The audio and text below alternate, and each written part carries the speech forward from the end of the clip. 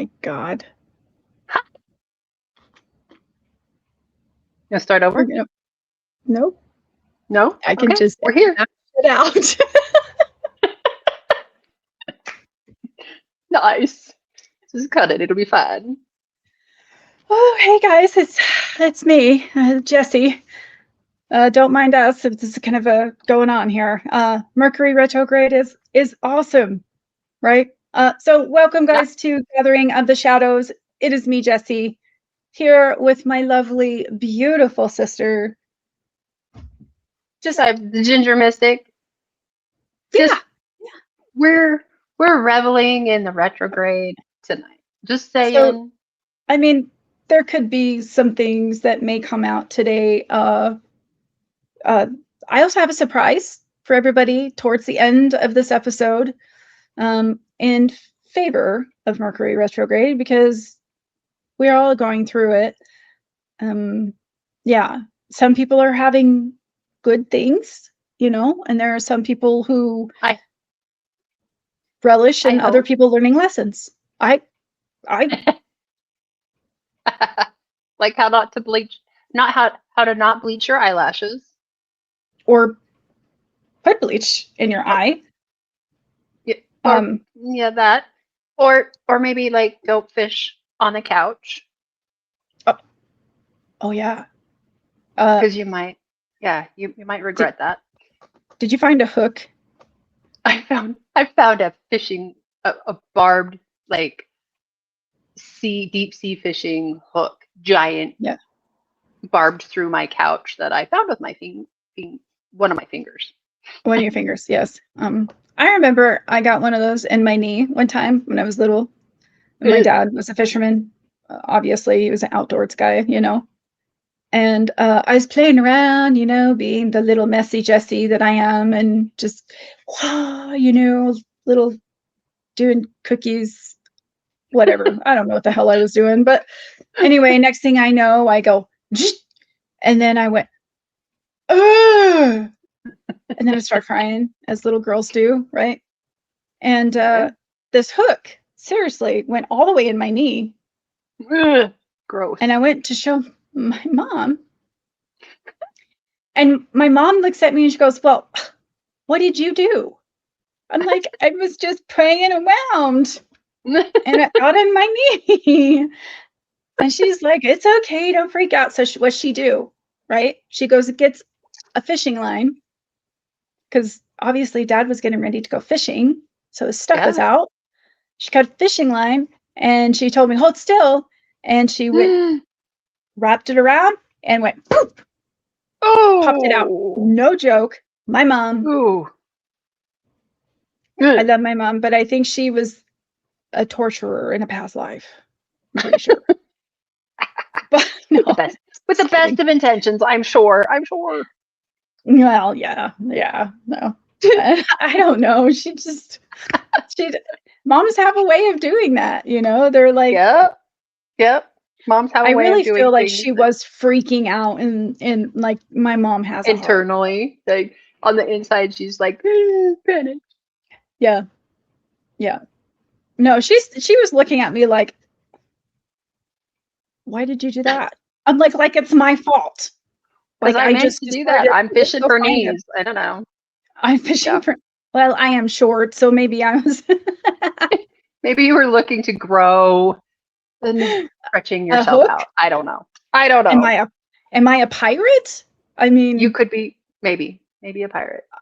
Yeah. Well, I don't know. A very short one. I'm just saying that there could be some jar of dirts in somebody's future. Yeah, it could be my dirt. It could be. I got a jar of dirt. I got a jar of dirt. Okay. All right. So, all serious now. Right. Yeah. Let's give out the warning there. This is the calm before the storm. Yeah. So we are going to be talking about what today? So we are going to discuss the Scottish witch trials, which was a very extensive amount of time in Scottish history, and very brutal. Yeah, So, very brutal. And so we want to give kind of a warning, a trigger warning, that there are some things that we may talk about. I'm not going to get into details about it, but if someone's very sensitive of the information that we're going to provide during these witch trials, especially how they would get the accused to confess. yeah. Yeah, so just so you guys know, it's okay if you want to skip this episode. If you can't handle that, that's fine. Or skip the part, and I'll try to warn you guys when we start talking about that. So yeah. Yeah. Because I think that's fair. Yeah. So when we talk about the Scottish witch trials, everybody thinks that we're talking, they think there are a lot of people in this world, they know about the Scottish witch trials, but a lot of people are so focused on the Salem witch trials in 1692. I think that one gets a lot of publicity because it is in America. It happened in, Salem, Massachusetts, which, by the way, Salem, Massachusetts is not in the same place that the original Salem village was. It's actually a little bit more. They just moved it to, Where commerce was probably. Yeah. Correct, because it was closer to the water. It was, so yes, there are original, buildings there, but the actual Salem village was moved later. So where Salem is now. Interesting. Which is crazy. Yeah. Yeah. Well, like how long were the Salem witch trials? Like, how long did they last? I think they lasted for about a year, but honestly, through some of my research, and I could be wrong, and those trials still lasted forever. I mean, even after it calmed down a little bit, but there was other villages that were popping up and accusing people of being a witch. Yeah. And some may have not have went as brutal as what happened in Salem, or possible, but a lot of it was hush hush because they knew that this was not a good thing anymore. Yeah. So it'd be interesting to find out if there was more, and still is. I mean, not the brutality or being accused, but there is still, even to this day, like in other countries, that there are people who are witch hunters.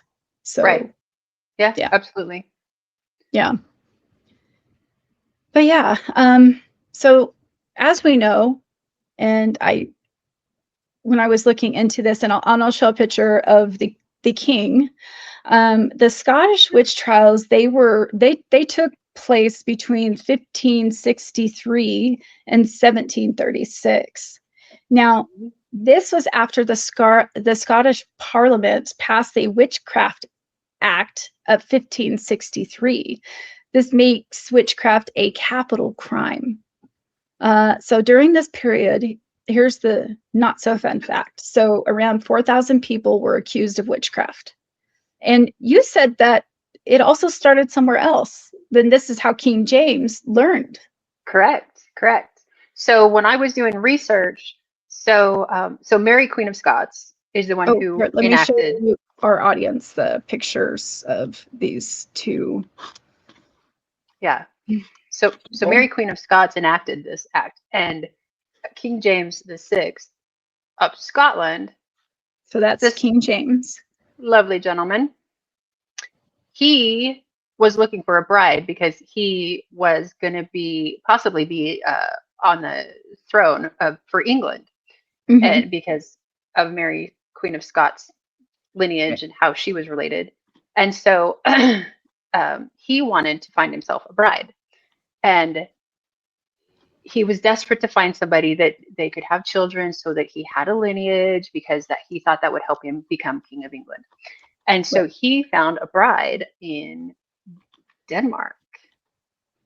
And there were several trials and tribulations. Mary, Queen of Scots. That's Mary, Queen of Scots. That's his mother. Yeah. Mhm.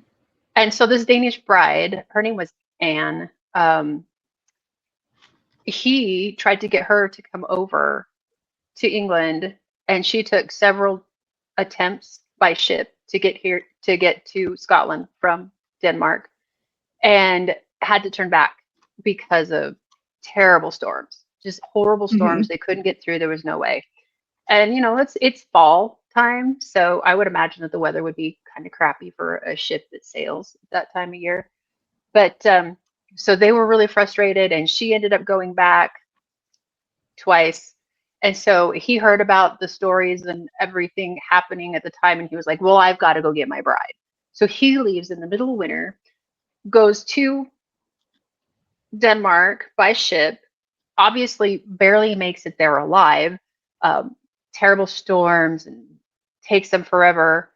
And when he gets there, he starts talking to her father, Mhm. and he talks to him about the trials that are happening in Denmark, and starts to tell them some of the things that they do at that time period to find witches, and the processes that they use. And he had already had his mom already mortifying people with witches with what she had enacted. And so he actually started doing a trial in Denmark. There was a coven of witches there that said that they were out to get the queen, that they didn't want her to go to Scotland. And so they were trying to kill her. And they talked about some things that those witches did in order to try to stop her from going. And there were trials over there, and horrible things happened. And that's how he learned all the skills Yeah. that he brought back to England to make the trials even more terrifying for people. And Yeah. I just thought that was really interesting, because my family is from Denmark, and all I could think of is, maybe my family left for really good reasons. Just saying. So Yeah. Yeah. yeah. Probably. Yeah. Um, with that, um, we found out too that there was like 2,500 people that were executed, making Scotland one of the most highest execution rates per capita for witchcraft. Yeah. Yeah. Crazy high And he execution. and from what I found out too, he was very superstitious, like very like I think his mom was also that way, and Yes. she wasn't very nice lady. Isn't that what you found out, that she was very into the church? And yeah. Very staunch Christian believer. Yes. Yeah. Very much so. And I don't know personally, because I wasn't there, I but mean, you some of never the know. stuff that You she never know. did, some of the stuff that she did was not great for other people in other castes that she was Right. not in. Yeah. So Yeah. And she was very, I think she was very strict as well. Like, you know, it yeah, was possibly. Yeah, her because way or no way. her And that's kind of son, how he learned. yeah, her son followed in her footsteps for sure. Yeah. Yeah. It's crazy. Um, so with that, the type of people that they believed that were practicing witchcraft, we had midwives. Hmm. We had people who used the land. They were healers and Yeah, used, different plants and herbs to help cure people in villages that were ill. There was a lady, I apologize, I think it's Agnes or something like that. She was an hmm, older woman, and that's another thing. They went after older women. they did a lot of older spinster or Uh-huh. widowed ladies, which is sad. Yeah. Yeah. She apparently, this one that I read into, she was trying to help cure one of the villagers' wives that got very ill. They didn't know what she had or anything like that. So they went to her and they're like, hey, could you, give me something to cure my wife? And she made up an herb potion or, healing salve to help her. But back in those days, they didn't know what was going on. I think I read she died actually of dysteria. It wasn't because the lady gave her a bad potion. They didn't know what they were really curing, or they were trying to cure her. So back in those days, who knew about sanitation and taking showers? So, not many.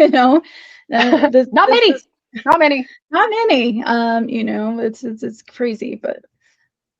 And so he went even if they were. Yeah, he went to the parish basically and said, this is the devil's work, and she killed my wife, and it's all her fault. She's a witch. Let's get a. Yep. I was thinking of Monty Python and the Holy Grail, with them putting the nose on her and everything. And I don't mean to make light of it. There's actually people that have, died because of people's fear. Oh yeah. It's just, that's how they view it. Like, if you didn't do what they want you to, or you didn't believe in the church, or you were doing things you weren't supposed to, you were labeled as a witch. So yeah, it was considered satanic. Yeah, absolutely. What else did you find on it? Well, you didn't just have to be like a healer or a midwife either. Some of the women were just very outspoken. Outside of their time, because that back then women were not to have opinions. And the other thing is, so if you lived in a village that was far away from any town and you got sick, you weren't going to call a doctor because they were expensive. People couldn't afford them. So often you would just call the local wise woman in the town who knew how to stop the fever or knew which herbs to help calm the colic or whatever was going on. Mm-hmm. And all you had to do was be associated with someone who was being accused of being a witch. And you also could be guilty by assumption or association. Association. Mm-hmm. Yep. Which is scary because these people were innocent trying to help their families in a time where there weren't doctors around to help them. Mm-mm. And they also would be accused. Yeah. And a lot of it too is the family lineage of what they've learned has been passed on for generations. And now all of a sudden it's like you were saying, it's just terrible. Well, and another thing that they kind of talked about was if you think about it, back then, most of the doctors were men because men were the ones who were allowed to go to college and get a higher education, or maybe it wasn't called college back then, but get a higher education and to be learned.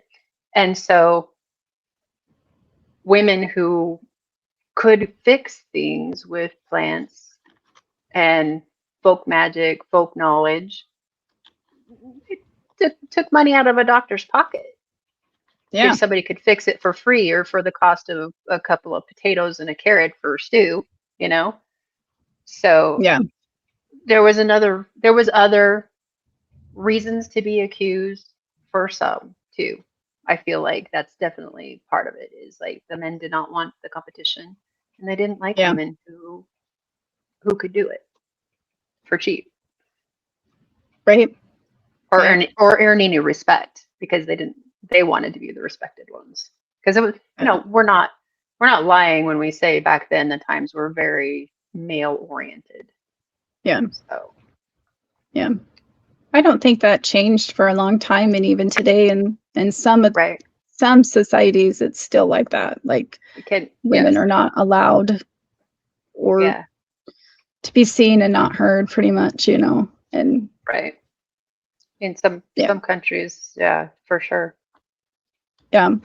And not only that too, is just when I looked at my stuff, there was men too. There was a few men that were accused of witchcraft. Yeah. And I don't know, some say it could have been a land dispute, like how Salem was created was actually a land A land dispute. dispute. Yeah.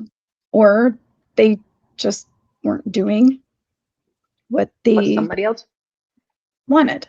Yeah. Yeah. So Crazy. it's crazy to hear that. Oh my gosh. Yeah. Yeah. I kind of did a little crazy deep dives into this because I haven't really studied about the Scottish witch trials, and I'm painting my kitchen cabinets and remodeling, and my brain goes boing, boing, boing, boing, boing when I do that kind of stuff. So I happen to listen to stuff while I'm focusing on a task. And so getting bleach in her eye. So okay, I did that too. You guys, Mercury retrograde is killing me. I go downstairs to put in a load of laundry, and the bleach bottle is on the floor. And so I pick it up, put it in the cupboard, and it slips, hits the ground, in my face. Lovely. Oh. That's great. Well, you lived. It's okay. I lived, and my vision is fine. Don't worry about me. I'm good. So I was just going to say that, these Scottish witch trials really did not begin with King James. It was more of, again, beliefs and actions that intensified them. There was a lot of, as we talked about, a lot of folk belief in magic. There was in healing, curses, and the supernatural. So this was going on even before. And during the reign of Mary, Queen of Scots, they did sign that Witchcraft Act, and so it made it punishable by death. Right. But the largest and the most infamous witch hunts occurred after her son, King James, and became convinced that witches were working against him. Yeah, exactly. Yes. Yeah. And that goes back to part of what was going on with his wife. And coming over here and having some people being accused of stuff. Yeah. When he got back, and how they were part of the maybe it was the universe saying you don't want to be married to that guy. Like, maybe she should have listened. That Dutch girl, she should have listened. But anyway. Oh, she didn't pay attention to the signs. No, she was not listening to Mercury retrograde either. Girl. No. And then I found out more about Mary, Queen of Scots, too. Like we talked about, she was not a very friendly lady. When she ruled during that intense religious conflict, Scotland had recently undergone a Protestant Reformation. And so this created a fear of heresy, witchcraft, and the devil. Although Mary herself was Catholic, and she was not known for personally leading witch hunts, the laws enacted during her reign created the legal foundation that later the rules would be used to, persecute suspected witches. And so she was forced in 1567 in the favor of her son, which is interesting because she fled to England, where she was imprisoned by Queen Elizabeth I for 19 years. Yeah. Before being executed in 1587. So competition was fierce. Yeah. And for plotting against the English crown. Of course. Yes. So, which is not really wrong, because she was trying to get her son to sit on the crown in England, which he did do eventually. He did. Mm-hmm. But again, here we are creating the fear, a little bit of background of why this happened. So it's interesting, you know. Yeah, it's interesting the things behind people's theories, thought processes. Yeah. It was crazy. What else did you find? Yeah. Well, so there was a certain, so I don't know when we need to warn people, but there's a story of a certain person. Mm-hmm. Her name was Lilius 80. And she was actually I think she was the last witch to be officially attempted to be charged. Oh, wow. She was never found guilty. Do you want me to talk about that now, or do you want me to wait until later? Well, the end of the time frame. Let's do this. Let's talk about how they gained this allegedly confessions from these, you know, and this is where the trigger warning is going to go, because that way people know that this is unfortunately what happened in those days and kept happening in other countries, sometimes far more worse they would do to people to get a confession. So what confessions were so detailed?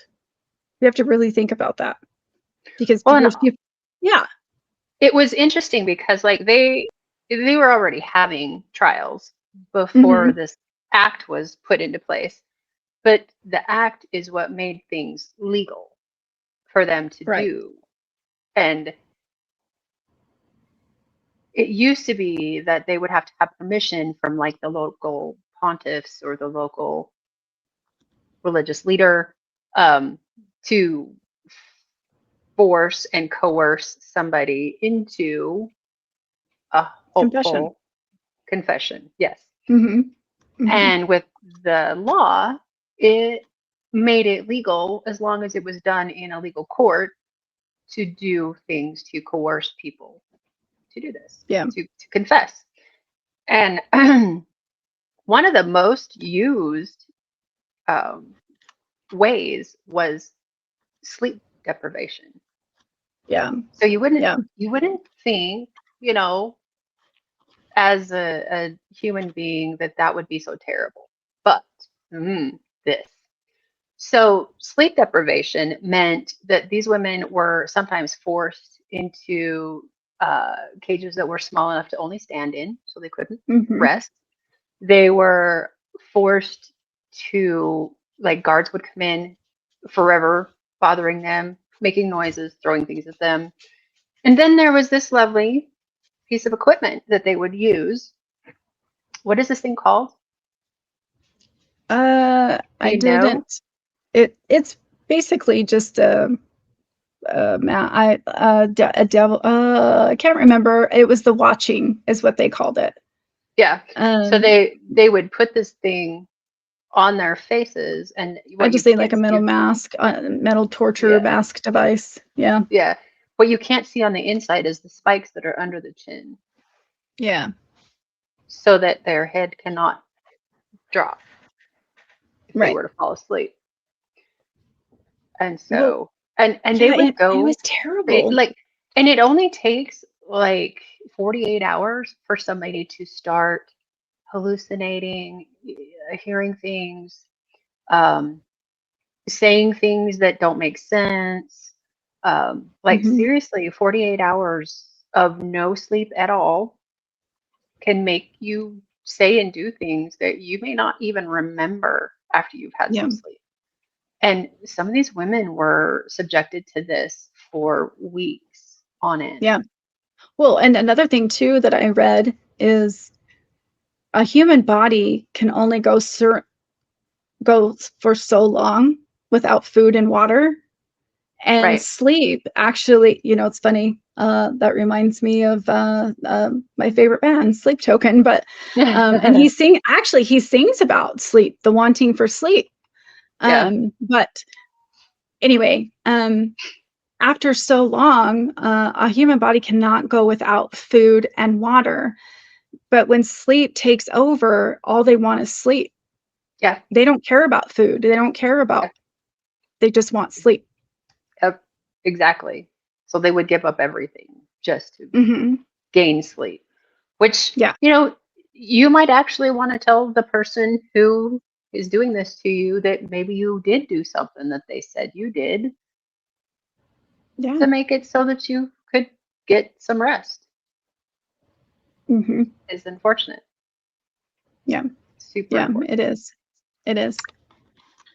So yeah, this was the main, like they really liked this to do. Yeah. Because, you know, plus, you know, I would assume that the stories sometimes sounded a little insane and crazy by the time they got a little, you know, 3 or 4 or Yeah. 5 or 7 days into sleep deprivation. So Yeah. they were probably I mean, saying things that made them sound like a true witch or an evil person or a satanic follower. yeah. I would Well, imagine. and not only that too, they would take them into a room and they would have these men strip them naked. Mm-hmm. Mm-hmm. And they were looking for like the devil's mark, you know, it's searching for Yeah. moles and birthmarks and scars and intense patches, like maybe this person had like a rash or something. Oh, that's the devil's mark, and believing Right. that these marks were left by the devil, you know, and Yeah. just, you know, they were just repeatedly pricked with pins. Mm-hmm. And even that device that we just showed, they would leave that device on them too. Mm-hmm. They Yeah. wouldn't take it off. Yeah. So And it's those really, the pins that they used, mm-hmm. they were not just pins. They No, were like metal pokers, like bodice yeah, pins. yeah, like that, or like ice picker pins. Mm-hmm. Yeah, And like a nice sometimes pick. they would put heat to them. Mm-hmm. Yeah. So Yeah. I mean, it's terrible. And The one of the Yeah. interesting facts I found out. So those lovely gentlemen were the witch finders. Some of them were called prickers, which is Yeah. an appropriate term as far as I'm concerned. Right. Um, and they were hired to come and do this. Yeah. So the more witches that were found guilty, the more money they earned. Yeah. So there were people out there making money off the infortunes of these people, which is horrible. And then come to find out, some of them, one of the most prolific persons who was known to be a pricker, um, actually had created a needle that went back in so that when Oh, you put it on the skin, you know, like one of those fake knives, like for like Halloween, where the knife goes back up inside oh of yeah. Oh yeah, the yeah. shaft.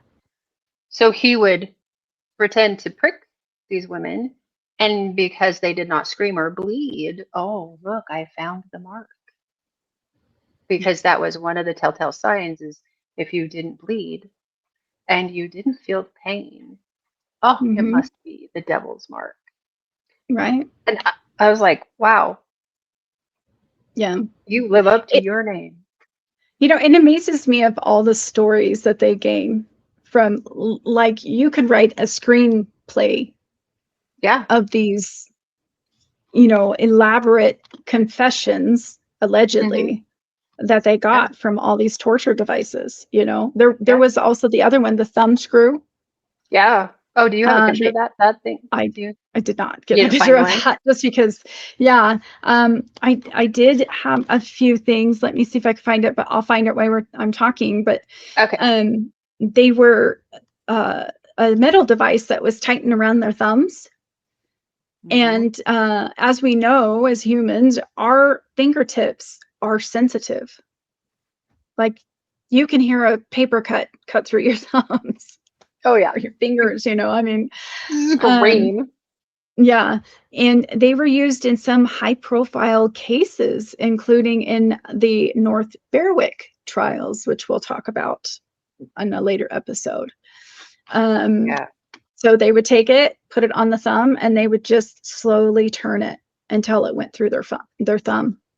Like there were people whose actual thumbs would break off because they tighten it so tight to get a confession. I mean, there were other things. They had the pear. As we know, the pear is put in southern orifices, and they would open it, and it would continue to open until, yeah. Wow. So wow. That wasn't fun. Yeah. A little not appropriate. Yeah, I guess. Oh. I found the picture. So here's all these devices. And now you found an interesting saying that people would say. Yeah. So as a teenager, or maybe some of you people out there that are close to my age and Gen X, may have heard the statement, putting the boots to somebody. Mm-hmm. And, we all know that means you're going to get a good ass whooping. Right. Somebody is going to get it, right? And so, but that saying came from the first device on there that you can see that is called, they would call it putting the boots to a witch. And they'd put these metal devices on people, and they would they'd put their foot in there and their leg in there in the clamp, and then they would put wooden pieces, like shards, into it and hammer them in. Which, once you had enough of them in there, you can only imagine what they would do to the tissues and bones and stuff there. So yeah. But yeah, they're called the boots, and they would call it putting the boots to somebody. And I'm like, I don't know that I'll ever use that term again. Right. Like I don't think. Yeah, I mean, we think about all these, terms and stuff like that we have, and you're like, okay. Oh. Yeah. Hi. Fit intent. I removed you and I added you again. So I like the wrong thing. I'm back. Sorry, guys. I'm done with her. No. I don't blame you. No. Did you know, too, this also started demonology?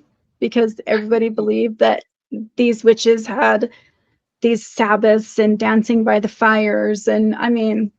Yeah. So King James actually coined the term demonology. Mm-hmm. You can Google it. My husband made me Google it because he didn't believe me either. You can Google it. King James VI of Scotland wrote the book Demonology, i.e., which was the first book about demonology, and he created the word demonology, which has been used throughout centuries. So I'm glad he's famous for something. Sure. Besides the terrible things he did. Yeah, it is crazy. And what they also looked for is for that when they were torturing, they were looking for those, allegedly. They had the gatherings and the dancing with the devil and all of them, dancing with no clothes on and flying in the air, and familiars, that they had familiars, which like a cat or something like that, they were cats in particular, they really liked when you talked about talking to your cats. Yeah. Which so they started doing the executions, and there were a lot of were strangled. They were tortured, strangled, and then tied to the stake and burned. Mm-hmm. Right. Is that? Yep. That is true. Is that what you got? Not a good portion of people were allowed to have the privilege of being strangled first before they were tied to the stake. Not all. not everyone, Right. which is terrifying. It is. At least they offered that little small piece of peace to some of them, which I guess, yeah, I don't even know how to say if that's gracious or not, but I think I'd be grateful to have that happen. That's where I was going. Yeah. Which back then I definitely would have. Yeah. So yeah, that's Yeah. true. And the It, whole like women would actually make these beautiful, detailed, crazy stories up as part of their confessions, um, mostly because they'd been tortured and sleep deprived and were insane by then. Um, mhm. but oh, I lost my train of thought. Dang it. Hang on. Let me think. So, But oh, and they would call out other people and accuse say, other people. they would accuse some of the people who were at their ceremonies with them dancing with the devil, doing things, and accuse them, because what that would do is it would elongate their sentence. It would keep a few or Yeah. one or two particular alive because they were giving names of other witches, and that led to more trials and more women Mhm. and or men. There were men um, that had this happen to them too. But it's really unfortunate that you have to throw your neighbor under the bus Yeah. to live an extra week in a castle prison, because most of them were by this time were sent to where was it at? I can't remember the name of the prison that they went to. Do you remember the name? There's been a couple of places. It just depends on how far they were. Because when King James was doing his thing, he would bring them to a specific place, which was a Yeah. really terrifying, terrible place. Um, Yeah. which I can't find the name of it, dang it. But yeah, and so it wasn't a great place to be, and they would still decide to do this instead of the they knew where they were going. They knew what was Yeah. going to happen to them. So I could Well, imagine I'd yeah. probably lie. I would I'd probably lie for a bit too. Yeah. And they called that garroting or garroting.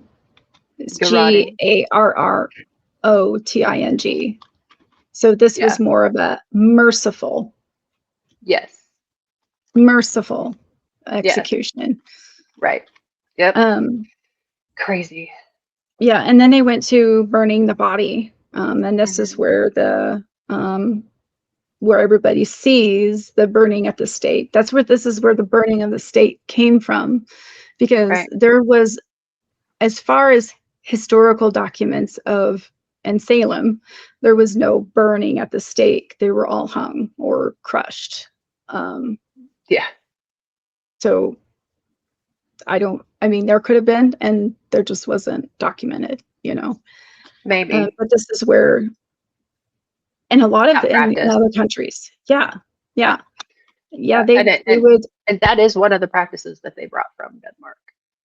That one. yeah, yeah, yeah. And so And the, oh, sorry, I go ahead. I was no, just you're thinking, fine. You're fine. I was just like, um, and I can only imagine like how. Yeah. Anyway, sorry, losing no, it my really process is there. like because you know what we do and what we provide to people. Um, I definitely would have been dead a long time ago, you know. Yeah. I mean, Yeah. It's so scary but to because. know why they did it was to basically show the power of the crown, Right. basically. Mhm. Yeah. They wanted to demonstrate their power of the law. At You that know, and their ferocious religious correct. fortitude towards their Yeah. God and their Christian beliefs. And Yes. how devoted they were. Yeah. And it's crazy too. It's kind of like in America and other places, it's like a public, back in the day when an inmate was being executed, they would hang them and people would actually go have picnics and watch this. Yeah, in a public format. Yeah. Yeah. Yeah. And that's why they would do it. Well, and one of the other reasons they said that they had to do this was because they didn't want the witch's body to reconvene with Satan, and they didn't want Satan to be able to bring her back, so to speak. And so they wanted to make sure they got rid of anything to do with that person. Yeah. So, and they also thought it was deter other people for practicing witchcraft as well as other crimes.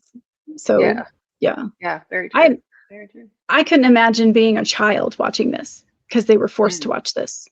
They had no, parents are like, well, we're going to the hill or the town center and watch them execute this person who's a witch. Yeah. Who's a witch? Who's a witch? And you said you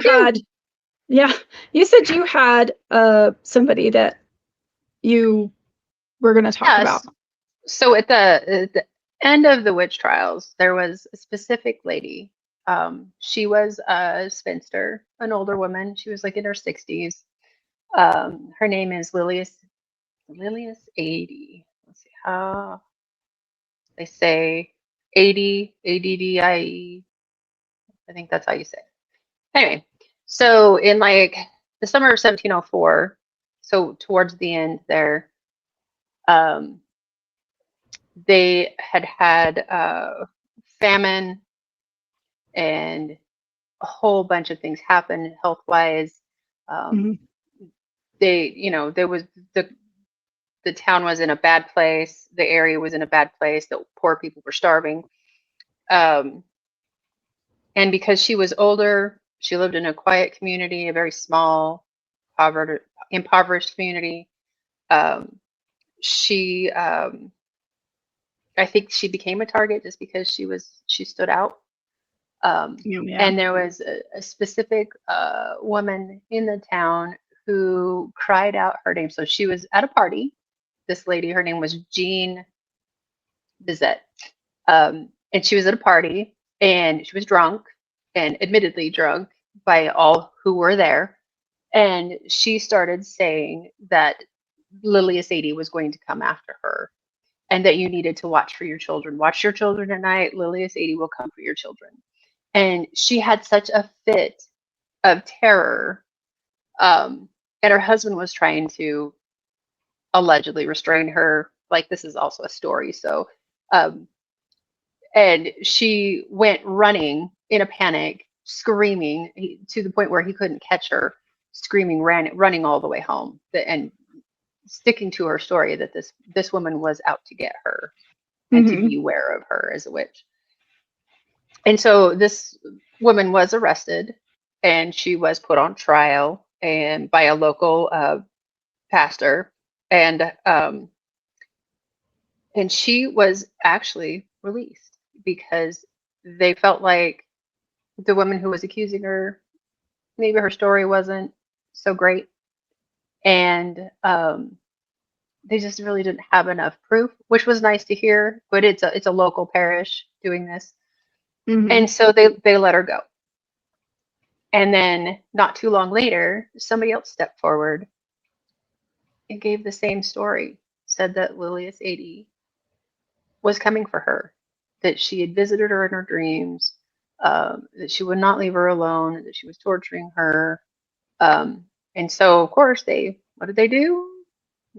She was arrested again, obviously, and was taken a lot more serious this time because now there's stories coming up that are all including this lady. And so the local minister, his name was Alan Logan, interrogated her repeatedly until she finally confessed. Historians obviously say the confession was coerced. Right. All of them, in all of the means that we've talked about. And according to the confession record by the church officials, she had met the devil in a cornfield at sunset. She described him wearing a hat and pale skin, cloven feet like a cow. She said he forced her to renounce her baptism and later visited her home like a shadow. She also claimed to have attended gatherings with other witches. And this is the interesting fact about her, even after repeated torture and questioning, she would not give those names forward of who those people were at this gathering, which I think is interesting. And so I think she was trying to protect people. Yeah. Maybe she didn't know anybody who'd been officially accused by then, because it is towards the end of this time period where it was legal. And but the interesting fact about her is that she actually died in prison. Yeah, they say possibly because of her torture. Also, possibly there's a possible hint of suicide. So they're not really sure. There's not a lot of proof to say. Yeah. But because of that, she was never officially said she was a witch. So they could not do with her body what they wanted to do with her body, which I think is interesting. Because they were still afraid of her coming back. And so she is the last person to have confessed to witchcraft, but she was denied burial. And she was also denied burial in consecrated ground. They couldn't put her in consecrated ground because of her saying she was a witch. Imagine that. Yeah. And so instead, she was buried on the shore of Toryburn Bay, beneath a massive slab of sandstone. And I think they said it was right at the edge of where the water line, when it comes in all the way, when the tide is in all the way, or when the tide is out all the way, they buried her right at where tide would come in. So for 12 hours a day, her body was underwater, and 12 hours a day, it was not. And so they felt like that would keep Satan from coming to get her body out from underneath the stone slab, that the water would scare him away and keep him away. And it would stop her from raising from the grave. And so, but her story doesn't end there. The interesting part is in 1852, grave robbers found her and exhumed her remains. Her skull became a curiosity displayed by collectors. And it disappeared. Later on in life, the skull disappeared. They don't know what happened to it. They don't know where it went. I'm hoping that some wonderful soul found it and put it where it needed to be. I hope so. Because poor lady. Yeah. I heard that there was some hauntings of her too, like they would see her walking the beach. Yeah.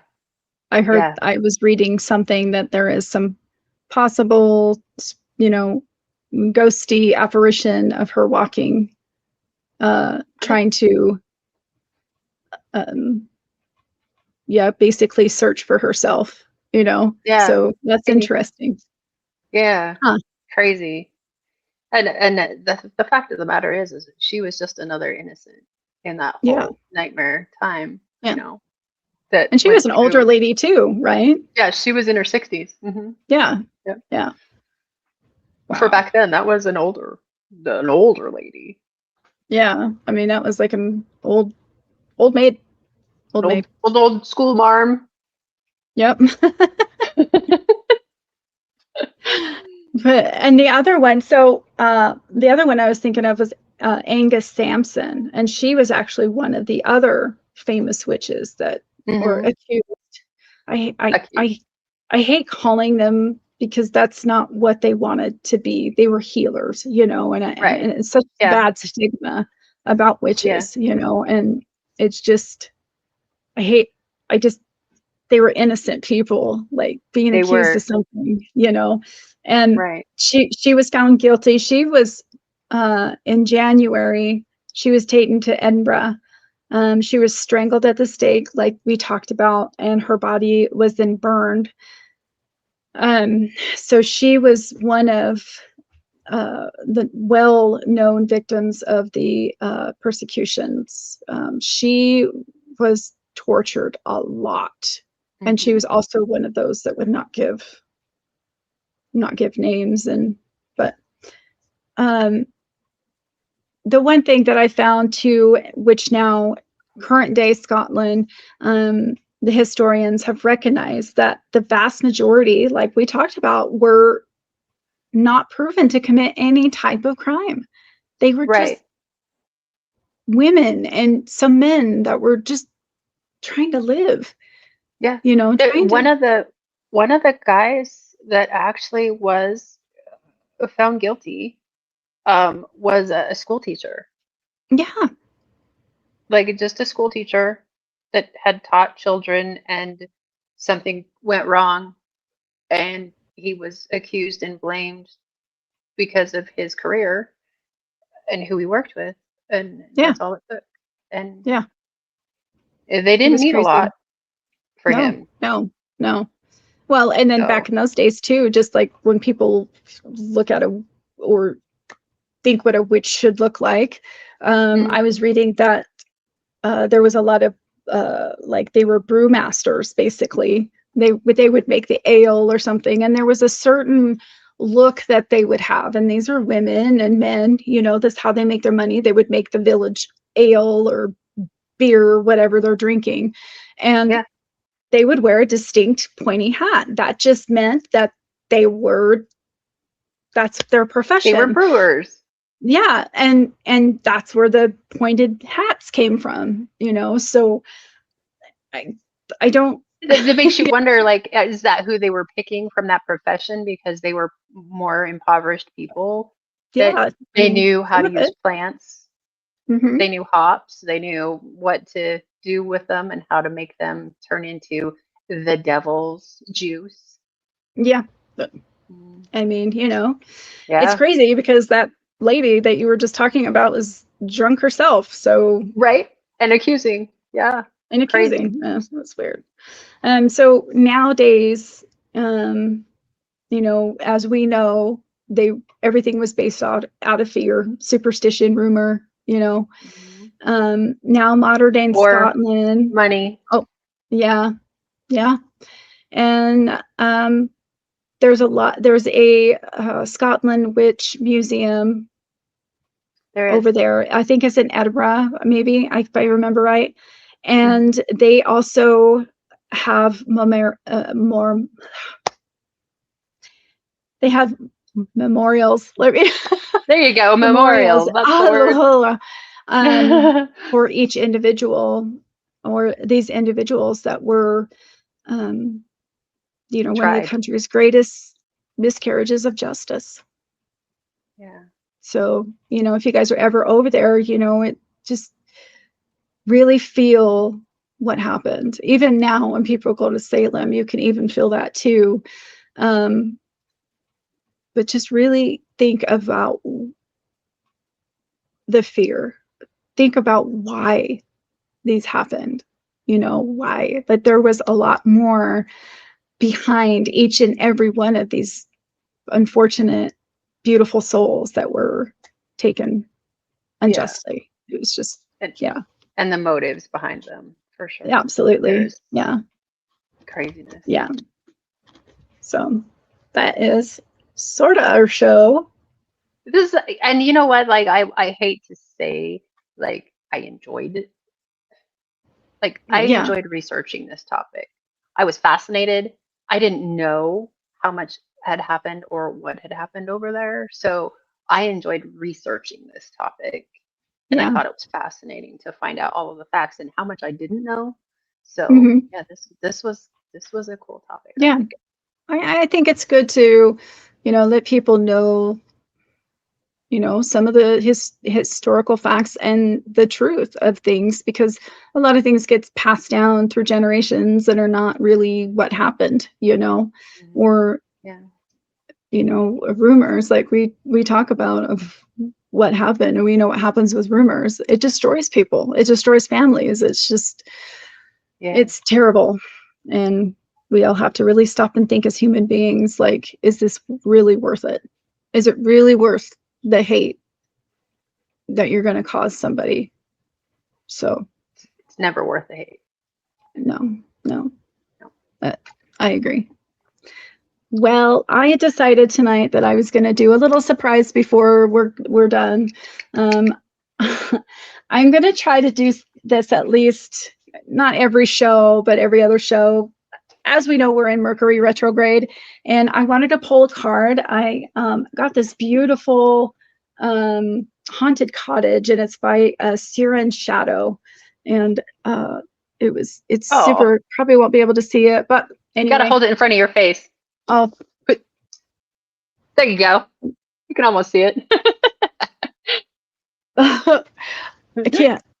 There, That's maybe. Funny. Anyway, so I'm going to hurry up and pull a card. I'm going to shuffle them just a little bit. I can read cards, but I'm still one of those gals that still need the book, and then I kind of take it from there. Like, they're my guiding to read somebody. Like, I'm not as cool as other people that can just throw it out and say blah, blah, blah, you know. I actually commend them. Like, I like to learn, and I'm slowly learning. There's other things in my life, you know. That's why we're here. Mm-hmm. Yeah. So let's see. I'm going to pull one card. What we need to learn during this Mercury retrograde that goes till December, y'all. December, the 20th of December. That's so not fair. I don't know. Like, I do hope I start learning less lessons and start gaining some. Okay. Let's not. Good things coming in from the retrograde stuff, because I feel like I'm learning more lessons than I am finding the good things. Oh my gosh. And fart. Okay, sorry. There you go. You're welcome. You never disappoint. I'm just saying. Okay. Wow. Oh, only you. Only you. That's awesome. Yeah, so it looks like I had pulled what is called the Meadow. Ooh. And it's kind of, I think this could really work, for some people that need to. So, that's what it looks like. You got a little fun, and it's beautiful artwork on these cards. And so I like it. The meadow is a symbol of rest, emotional healing, and peaceful reflection. A gentle deer lying among soft flowers in the light is a presence of calm and poised, is a symbol of intuition, grace, and quiet strength. The meadow represents a space where you can pause and reconnect with your inner peace, much like a deer who moves with gentleness and grace. This is a contrasting light and shadow whisper of upcoming changes, inviting you to prepare even when the path ahead is not fully visible.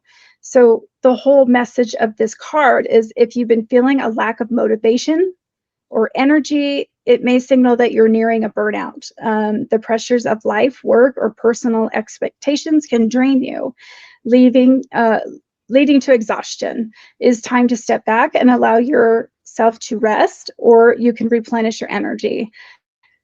Pushing through without breaks only deepens the cycle of frustration. Now is not the time to force things.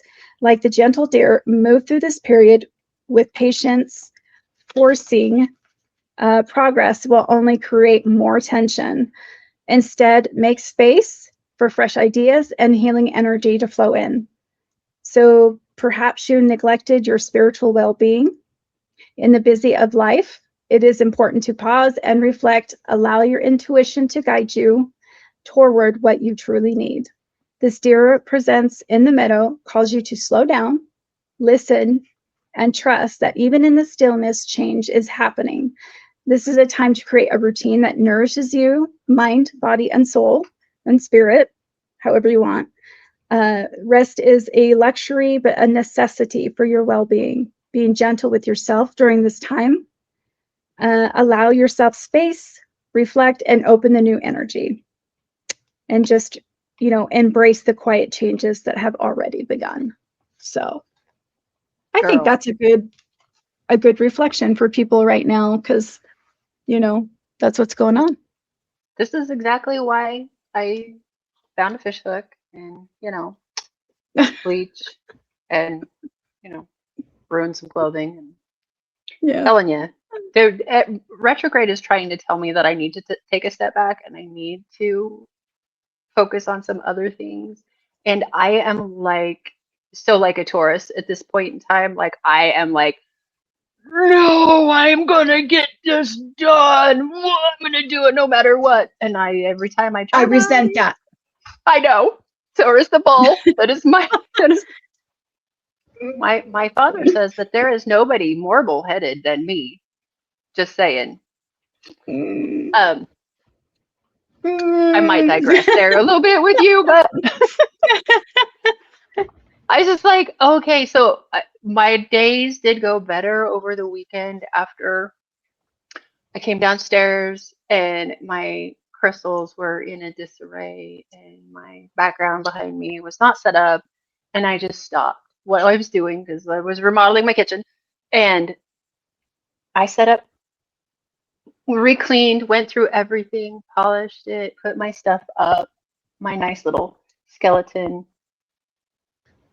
display here.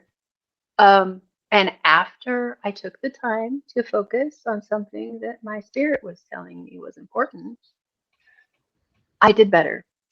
Yeah. Thankfully. Hence why that card, take your time. Yeah. Me, I rolling through the whole time you're reading your stuff going, yeah, spirit, I got it. Oh my gosh.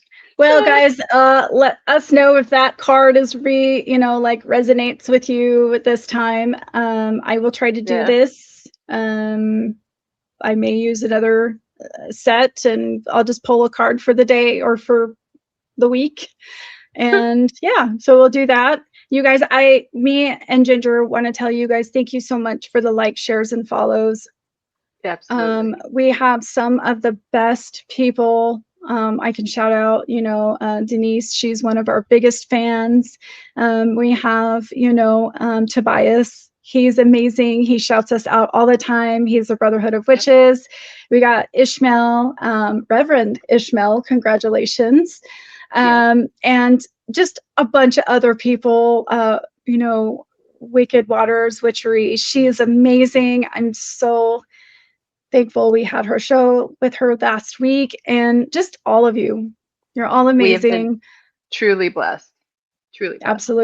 Absolutely. So we just do this we want everybody to come together. We want everybody to grow, and no matter what. And we are looking for more guests, you guys. So if you're interested in being on the show, please contact us. We have the information there on the bottom, scrolling, and just hit us up. Send us a message on email, Facebook, Gathering of the Shadows. Yeah. If you know somebody who you think would be great, send them our way. Yes. Please. Yep. And you guys, that's it. We went a little longer than we wanted to, but hey, it was a good subject and a good closing. So you guys take care of you, and we will see you in the shadows. See you next time. Bye. Bye.